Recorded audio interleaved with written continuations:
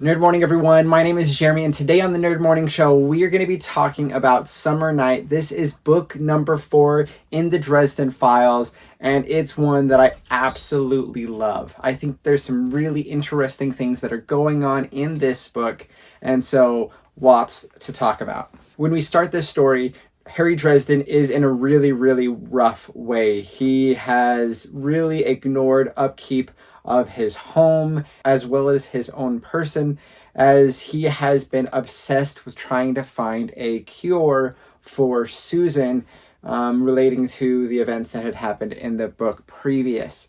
When he is dealing with all of this stuff, he has a friend who's been there helping him to some degree named Billy. Now, Billy is a character that we have been introduced to since the second book. Billy is one of the werewolves that we had. He's in that alpha pack. And Billy sets up an appointment for Harry Dresden for a potential client to help with a certain case. Harry shows up all disheveled, everything's a mess, and she's not really that impressed. He finds out that this is Mab, the queen of air and darkness, the queen of the winter court of the Fae, or the fairy races of magical beings that are honestly going to become a big part of the Harry Dresden canon of stories. And this is our first time meeting Mab, and at first, Harry is blown away with how incredibly beautiful she is. He's convinced that she's going to have lots of money, and then when he finds out who she is, he is pretty unnerved, which is very understandable by how tremendously powerful Mab is. The way that the Dresden File books have the Fae set up is there's a winter court, and that has Mab as the queen, and then we have this summer court, and they also have their own respective royalty, and these are two warring divides inside of the Fae, and they have this transition of energy and power, and that is something that seems to affect the seasons as well as other elements in the natural world. The royalty of each court has a mother, a queen, and a maiden, and all of these are the 3 queens of each of the courts. And we get to interact with these in different ways throughout the story, which is really interesting. And honestly, right there, the stakes are so much higher than we've had previously, because we've had some ghosts, we've had a newbie warlock that we've had to fight. We've had some monsters, werewolves, and things like that we've had to deal with and confront. But we are now going in against immortals and are dealing with things that are much bigger in scale, and that raising of the stakes is really interesting and gives Harry bigger challenges as he's been growing as a character. We also have some other things that we're being introduced to that we've been talking about in other previous books. One of those particular things is the White Council. We've had references to the White Council, things like that in earlier stories, but here we actually have a legit meeting, and we find that there are complex politics.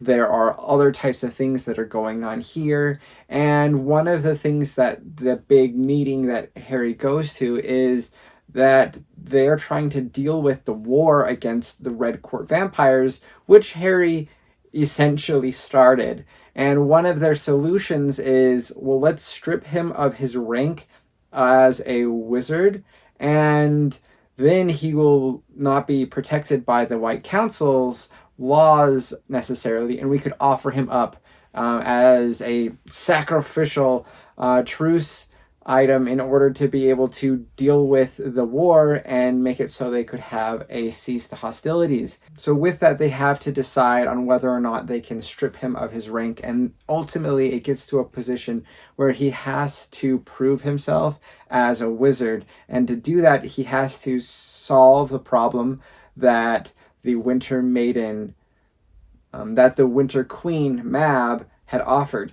Now, pedaling back to that spot with the Winter Queen, when he meets her, and as a client, she asks him to investigate a murder. Now, this part here, that sounds normal. That sounds like the things that Harry has dealt with as a private investigator and an assistant to the police in various stories. So we got that one sliver of like normalcy here, but now he has to accept and take on that quest, because it is also now being tied to his eligibility of being a wizard. With all of those things, if he messes up in any way, the fairies might kill him, or he will be killed because of the investigation. And if he fails, he will be stripped of his wizard title and then be offered up to the vampires. And there's just instantly really, really high stakes in this story, and I think that was something that was done really, really well. Jim Butcher did a great job of having a lot of motivation for Harry as a character to go in and to try to deal with the situation, which made it so all of the tension and thus excitement was just raised. And so the energy of this book is really, really good, which helps the pacing. It's one as rest of the It's a book like the rest of the series where I just don't want to stop reading. I want to keep on going. And that's something that's really, really satisfying as a reader. One of the White Council members, Ebenezer, is a character that we get to interact with a little bit here. And we find their connections between Ebenezer and Harry, and how he was this mentor figure and tries to help him to be in an okay position, but ultimately the White Council says that Harry has to deal with all of this on his own without any White Council support. Also, as part of this story, there is multiple assassination attempts from the Red Court for his life, and they want to take him out. And that is an interesting element because it connects things from book 1, book 3, and leads things into future stories, as we don't really get any Red Court resolution here. It's just an element that's inserted in that creates added problems and added tensions as he's trying to traverse the Summer Court, the Winter Court, and these characters who are very different than a regular human. One of the things that I absolutely love about this is we've had this like buddy cop relationships between him and Karen Murphy, and she finally is told it all. She learns about the White Council, about some of the things that go bump into the night, and the different situations that he's facing at this moment. And with that, there's obviously a new level of trust that's built, and that's, I think, satisfying and reassuring, because we've seen them at as a positive status quo, and then brought down, and then brought down, and then brought up a little bit. And here we have a strengthening of that bond and that relationship, which is really awesome. Other things that I think are really fun is we get Toot Toot back. He is this little fairy who Harry has used to get information and things like that. And here Harry has found that they love pizza and has been delivering pizza to kind of trade for the information. And Toot Toot is now like a firm believer in Harry Dresden, and even in this one calls him the Pizza Lord. And I think that that is so funny and a really great element in this story. There's just a ton of stuff that goes on in this book. And there are some old things that we've been talking about in the past that gets brought up and explored.